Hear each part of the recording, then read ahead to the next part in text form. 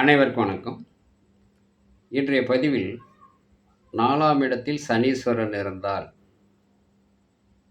தாயாருக்கு கெண்டம் என்று பல நூல்களிலே சொல்லப்பட்டிருக்கிறது.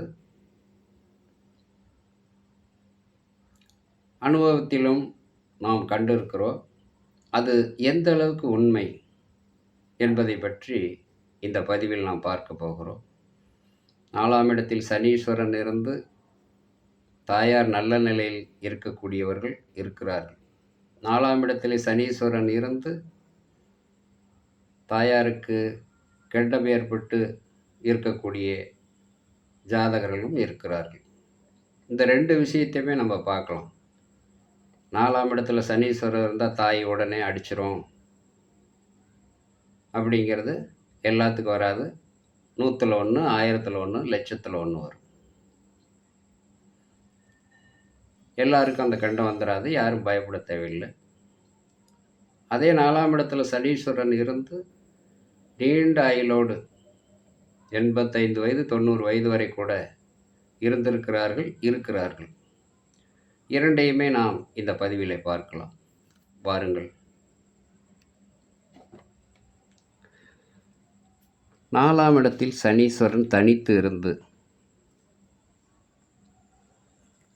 சனி நீசம் பகை பெற்று 4ல் இருந்து 4க்குடையவனும் நீசம் பகை பெற்று இருந்து 4ஆம் இடத்துக்கு 6, 8, 12ல் மறைந்து சனி நின்ற நட்சத்திராதிபதியும் நீசம் பகை பெற்று 6, 8, 12ல் மறைந்து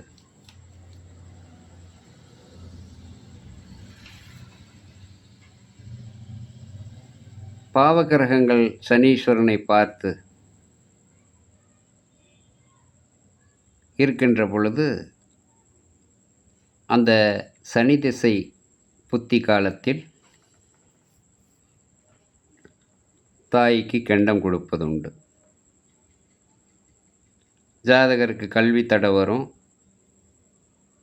வீடு பூமி இல்லாத நிலையை கொடுக்கும்.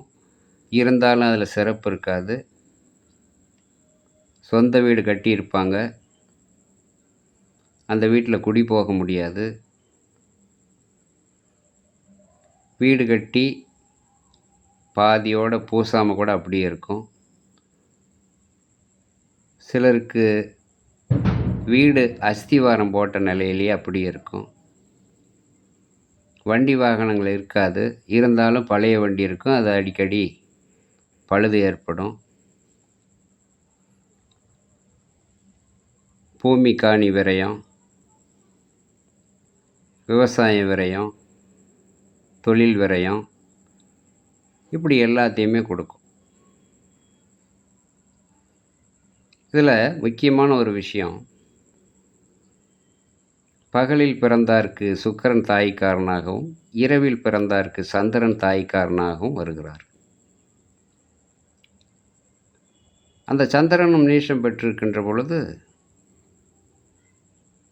இரவில் பிறந்தார்க்கு, பகலிலே பிறந்தார்க்கு சுக்கிரனும் நீசம் பெற்றிருக்கின்ற பொழுது அந்த 4ஆம் இடத்து அதிபதியும் தரம் இழந்து நிற்கின்ற பொழுது 4ல் உள்ள சனியும்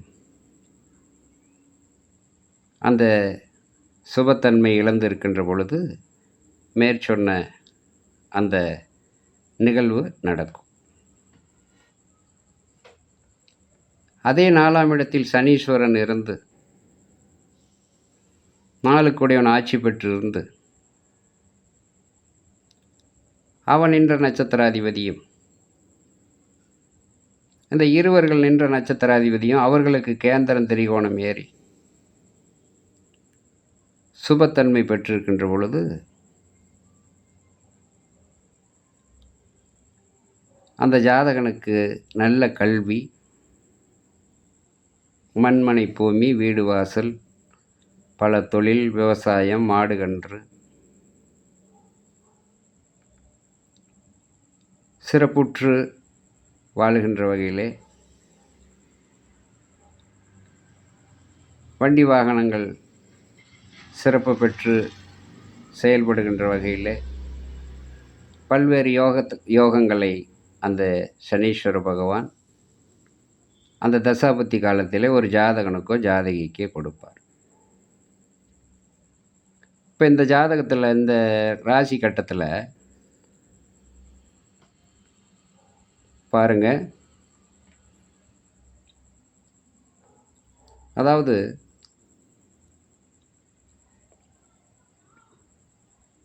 4ஆம் இடத்தில்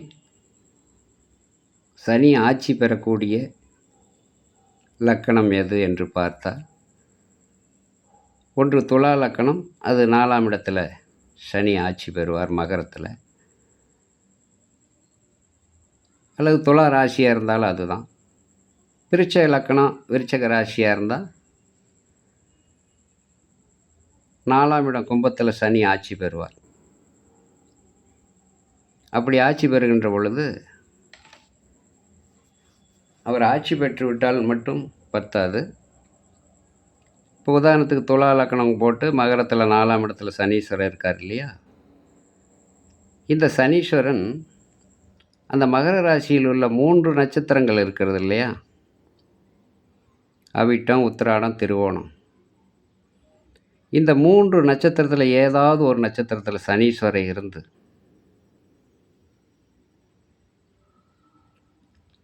சூரியனுடைய சாரத்திலேயோ செவ்வாயினுடைய சாரத்திலேயோ சந்திரனுடைய சாரத்திலேயோ சனீஸ்வரன் இருந்து இந்த சந்திரனோ சூரியனோ செவ்வாயை ஆட்சி பெற்று இருந்து, அல்லது அவர்கள் சனிக்கு கேந்திர திரிகோணம் ஏறி இருந்து சுபக்கிரகங்கள் இந்த 4ஆம் இடத்தை பார்க்குற போது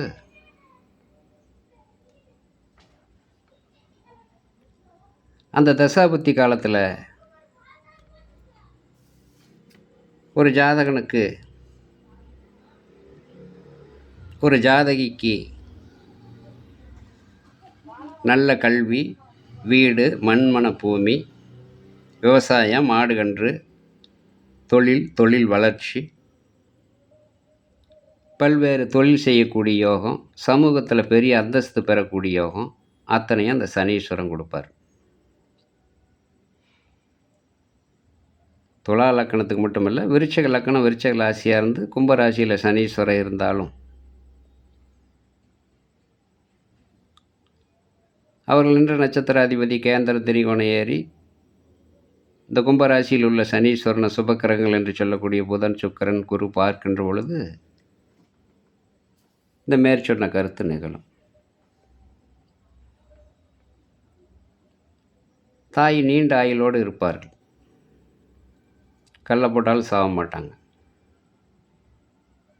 இதில் என்ன விஷயம்னு கேட்டால், இந்த சனீஸ்வரன் ஒரு வீட்டில் இருந்து, அது எந்த லக்கணமாக இருந்தாலும் சரி, அந்த லக்கணத்துக்கு 4ஆம் இடத்ததிபதி ஆட்சி பெற்றிருந்து அவரோடு இந்த சனீஸ்வரன் சேர்ந்திருந்து அந்த 4ஆம் இடத்ததிபதி நின்ற நட்சத்திராதிபதி 4ஆம் இடத்துக்கு கேந்திர திரிகோணம் ஏறி ஆட்சி உச்சம் பெற்றிருந்தாலும் சுபகரக பார்வை பெற்றிருந்தாலும் இந்த தாயாருக்கு கண்டத்தையோ தோஷத்தையோ கொடுக்க போகிறதில்ல.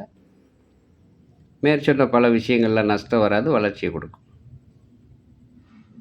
அப்போ சனீஸ்வரன் தனித்து இருந்து ஒரு இடத்துல இந்த 4ஆம் இடத்து அதிபதியும் போய் 4ஆம் இடத்துக்கு 6, 8, 12 மறைஞ்சு நீசம் பகை பெற்றிருந்து சனீஸ்வரனுடைய நிலைமையும் சரியில்லாமல் இருந்ததுன்னா அந்த தசாபுத்தி காலத்தில் நிச்சயமாக தாயாருக்கு கட்டம் கொடுக்கும். இப்போ இதெல்லாம் நான் சொல்கிற போது உங்களுக்கு ஒரு சில விஷயங்கள் புரியாது. ஒரு முறைக்கு 2 முறை போட்டு பார்த்தா தான் புரியும். அதனால தான் ஒரு ஜாதகத்தை எடுத்து பார்க்குற பொழுது ஒரு 2 நிமிஷம் அதை அப்படியே நோட் அவுட்டு பார்த்தோம்னா, எடுத்தோன்னே தாயாருக்கு கண்டம்னெல்லாம் சொல்லவும் முடியாது. எல்லாம் 4 பக்கம் பார்க்கணும், 4 கிரகத்தையும் பார்க்கணும். அதனால தான் என்னுடைய குருநாதர் சொல்லுவார், வடக்கப்பார், தெற்கப்பார், கிழக்கப்பார், மேற்கப்பார், 4 திசையில் உள்ள கிரகத்தை அனுசரித்து ஒருத்தருக்கு கண்டம், ஒருத்தருக்கு கண்டம் இல்லைன்னு சொல்லணும். எடுத்தோன்னே கண்டம்னு சொல்லக்கூடாது, எடுத்தோன்னே வளர்ச்சின்னு சொல்லக்கூடாதுமா. அதனால் இவ்வளோ விஷயம் இருக்குது. 4ல் சனி இருந்தால் கண்டம்னு உடனே நம்ம எந்த முடிவுக்கும் வந்துட முடியாது. எந்த இதுக்கு அப்படி தான். ஆகையினால இது போன்ற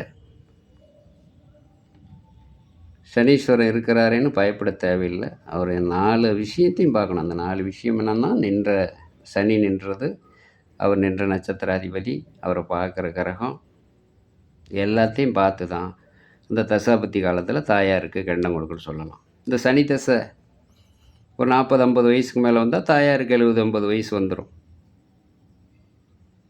இந்த சனி தசை இளம் பிராயத்தில் வந்தால், பிறக்கிற போதே வந்தால் தாயாருக்கு ஒரு 40 வயசு 35 வயசுக்குள்ளே 30 வயசுக்குள்ளே கூட அந்த கண்டத்தை கொடுக்கும். அது எல்லாத்தையும் அலசி ஆராய்ச்சி பார்த்து தான் சொல்லணும். உடனே நம்ம தாய்க்கு கண்டம்னு சொல்ல முடியாது, மண்மனையெல்லாம் அழிஞ்சு போயிடும்னு சொல்ல முடியாது. அதனால் பல கோணங்களில் சிந்திச்சு தான் இதை சொல்ல வேண்டி இருக்கிறது. இன்னும் எவ்வளோ விஷயங்கள் சொல்லலாம். காலநிலை கருதி பார்க்குறவங்க உங்களுக்கும் சலிப்பு ஏற்படக்கூடாது. நான் ஒவ்வொன்றையும் விரிவாக சொல்கிறதுனால ஒரு சிலருக்கு சுருக்க சொல்லுங்கன்னெல்லாம் சொல்கிறாங்க. இது என்னமோ அப்போ இருந்தே பழகி போச்சு. 4 வரியில் சொன்னால் பார்க்குறவங்களுக்கும் புரியாது, கேட்குறவங்களுக்கு அது என்னன்னு தெரியாது. அதனால தான் விளக்கமாக சொல்கிறது. ஒரு முறைக்கு 2 முறை போட்டு பாருங்கள், க்ளீனாக வரும்.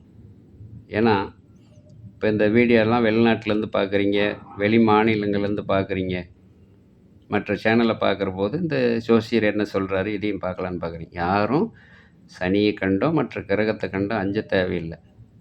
எடுத்தோன்னா 4 சனி இருக்குது, நம்ம ஜாதகத்தை வச்சுக்கிட்டு புலம்பக்கூடாது. தாய் கண்டம்னு நித்திய கண்டம் பூர்ண ஆயுசும்பாங்க. சில காய்ச்சல், சளி, இருமல் ஏதோ ஒன்று வந்துக்கிட்டு இருக்கு. ஆனால் ஆயுசு நெடியே இருக்கும். ஒரு சிலருக்கு அந்த கிரக நிலை சரியில்லைன்னா அந்த ஆயுளுக்கு பங்கத்தை கொடுக்கும். அதனால அதை பற்றி கவலைப்பட வேண்டியதில்லை. அதே நேரத்தில் நிறைய பேர் மெசேஜ் பண்ணியிருக்கீங்க. இந்த குறிப்பாக இந்த வெளி மாநிலங்கள்லேருந்து வெளிநாடுகளில் இருந்தெல்லாம் சகோதர சகோதரிகள் ஜாதகம் பார்க்கன்னு கேட்டிருக்கீங்க. இப்போ எங்கள் பக்கத்தில் இருக்கவங்கெல்லாம் நேரில் வாங்க. இந்த வெளி மாநிலம் வெளிநாட்டில் இருக்கவங்கெல்லாம் வாட்ஸ்அப்பில் ஜாதகத்தை அனுப்பிச்சி வைங்க. உங்களுக்காக நேரம் ஒதுக்கி தரப்படும். அந்த நேரத்தில் ஜாதகத்தை முழுமையாக உங்களுக்கு சொல்லப்படும். மிக குறைந்த கட்டணம் தான் வாங்கப்படுகிறது, யாரிடமும் அதிகம் வாங்கப்படுவதில்லை. ஆகினால மீண்டும் ஒரு நன்றின்னு சொல்லி அனைவரும் வாழ்க வளமுடன்.